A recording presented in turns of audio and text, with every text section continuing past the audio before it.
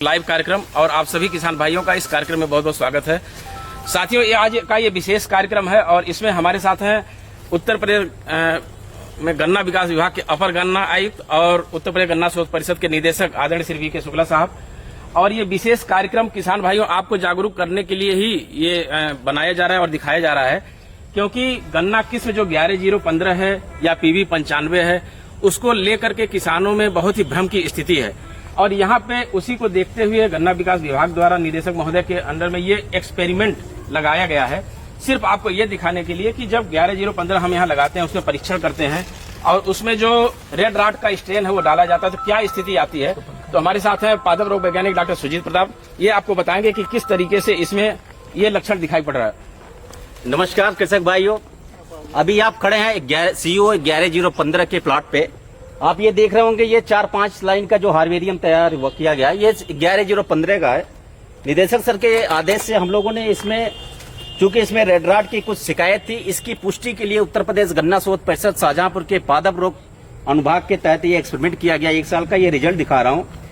इस समय पूरे नॉर्थ इंडिया में अगर रेड राट पैथोटाइप की बात करें, जिसकी वजह से पूरा नॉर्थ इंडिया में महामारी की स्थिति आई थी, वो रेड राट का जो आइसोलेट है वो पैथोटाइप है, उसे CF13 कहा जाता है, जो कि Co0238 से ये ओरिजिन हुआ है, उसी से पैदा हुआ है। इसलिए जो भी वैरायटी हमारे यहाँ से प्रजनक निकालते हैं, इस CF13 से जो फिल्टर करके अच्छे रिएक्शन देते हैं, अच्छा व्यवहार देते हैं, उस वैरायटी को आगे बढ़ाया जाता है। आप सभी लोगों के लिए रिलीज कराया जाता है आदरणीय आयुक्त महोदय के द्वारा।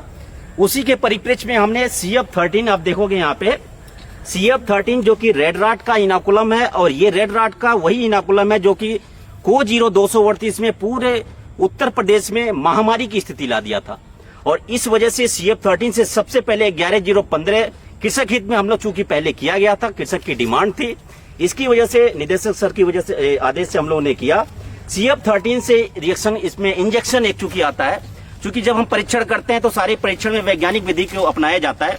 इसमें हम लोग इंजेक्शन CF13 के जो फंगस होते हैं, उस फंगस को इसके अंदर इंजेक्शन से इंजेक्ट किया गया।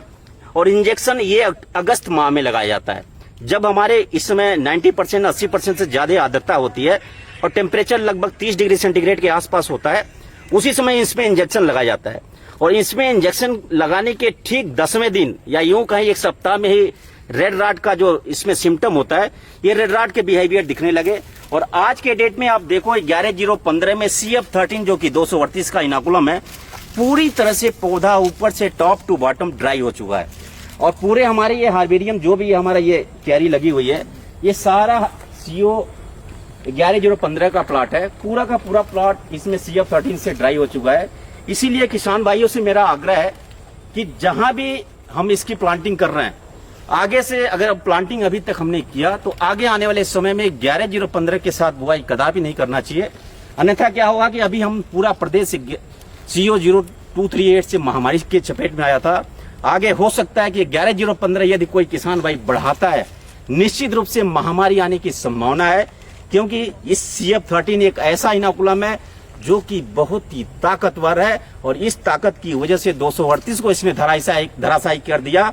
और 11015 नहीं, अपितु बहुत सारी ऐसी वैरायटी हो सकती हैं जो अन्य प्रदेशों से ले आते हैं, वो सारी वैरायटी में CF13 की वजह से महामारी आ सकती है। कहने का मतलब यह है कि किसान भाइयों, आप ये जो देख रहे हैं, मैं एक चीज और बता देना चाहता हूं स्पष्ट किसान भाइयों को।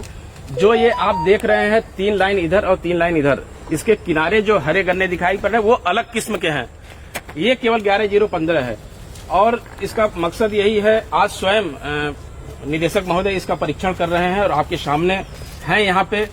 क्या इसकी भयावह स्थिति होगी, स्वयं मैं निदेशक महोदय से अनुरोध करूंगा किसान भाइयों को बताएं। सर, ये किसान भाई, आज का पर्पज ये है कि चूंकि 11015 को रिलीज करने के लिए बहुत सारे आपकी तरफ से डिमांड आ रही है और जैसे ही PV 95 के लिए आ रही है, तो उसी पर्पज से इसका आप लोगों को याद होगा कि लगभग 7-8 महीने पहले एक सर्कुलर गन्ना आयुक्त महोदय की तरफ से निकाला गया था और उसी के क्रम में ये परीक्षण यहाँ पर रखाया गया है। परीक्षण का उद्देश्य है कि इसका परीक्षण पहले कर लिया जाए, ताकि अगर जैसे हम 238 की बीमारी से ग्रसित हो रही है, सारी लोगों को बदलना पड़ रहा है उसका भी, कल को ऐसी स्थिति ना आए 11015 के साथ कि हम उपज के चक्कर में हम कोई बीमारी आफत अपनी मोल ले लें। यहाँ मैं केवल आपको एक चीज बताना चाहूंगा कि जैसे ये टेस्ट किया, अभी कुछ मैंने अभी कल अपने ग्रुप पर, कुछ किसानों के ग्रुप पर एक वो डाला था कि इसका लक्षण क्या है और कैसे ये रिस्पांस कर रही है रेड रॉट पैथोजन से। तो उस पर कई सारे किसानों के कमेंट आए, कुछ अच्छे आए, कुछ निगेटिव कमेंट भी आए। तो मैं सिर्फ इसमें इतना कहना चाह रहा हूँ, बाकी तो आपकी मर्जी है, आपका खेत है, आपका पैसा है, आप जैसा चाहो वैसा करो। लेकिन ये जरूर ध्यान रखिए कि आपके खेत पर अगर कोई बीमारी नहीं आई है तो इसका मतलब ये नहीं है कि वो ससेप्टेबल नहीं है उस बीमारी से। जो हमारे शोध केंद्र पर कई लोगों के कमेंट आए थे कि शुक्र है कि शोध केंद्र पर आए, हमारे यहाँ नहीं आ रहे हैं। तो शोध केंद्र पर आने का कारण है कि हम उसका परीक्षण कर रहे हैं और उसको बाकायदा इनाकुलम इंजेक्ट कर रहे हैं। एक तो प्लग मेथड है और एक कॉटन स्वैब मेथड है। दोनों तरह से चेक किया कि उसमें कॉटन में फंगस को लगा करके और उस पर पौधे पर लगा देते हैं और दूसरा उसमें इंजेक्ट कर दें, जैसे अभी डॉक्टर सुजीत साहब ने बताया। तो दोनों विधियों से करने पर उसका रिस्पांस वही आ रहा है कि ये पैथोजन तुरंत ही उसको पकड़ ले रहा है गन्ने को और 15 दिन के अंदर गन्ना ड्राई हो जा रहा है। तो आप लोगों को मेरा सुझाव यही है कि इन दो किस्मों को बहुत ज्यादा न फैलाएं और कम से कम सीड का कारोबार तो इसके माध्यम से न करें, अदरवाइज ये फैलेगी और फिर बीमारी को आगे चल के हम जो रोकना चाहते हैं 238 खत्म करने का एकमात्र उद्देश्य यही है कि 238 में रेड रॉट लग रहा है और वो बीमारी पूरे प्रदेश में फैल गई थी और हटाने का पर्पज यही है कि ताकि वो बीमारी से हम उसको कंट्रोल कर पाएं। अगर इसको फिर लगाना बढ़ाना शुरू कर देंगे तो हमारी बीमारी हमारा कंट्रोल करना बहुत मुश्किल होगा। इसलिए मेरा आग्रह है कि आप लोग इस पर बहुत ज़्यादा फोकस न करें और इसको बहुत सीमित मात्रा में ही रखें। धन्यवाद सर, बिल्कुल सही बात है सर। किसान का सबसे पहला सवाल यही होता है कि हमारे खेत में तो नहीं है, आपके गन्ना शोध में है। तो जैसा कि सर ने बताया कि हम यहाँ पे परीक्षण करते हैं, उसे इनाकुलेशन करते हैं, उसमें इंजेक्ट करते हैं फंगस को, तो इस वजह से तभी वैरायटियां रिलीज होती हैं।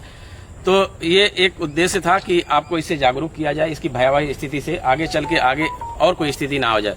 बहुत बहुत धन्यवाद इस कार्यक्रम से जुड़ने के लिए। सभी किसान भाइयों को नमस्कार।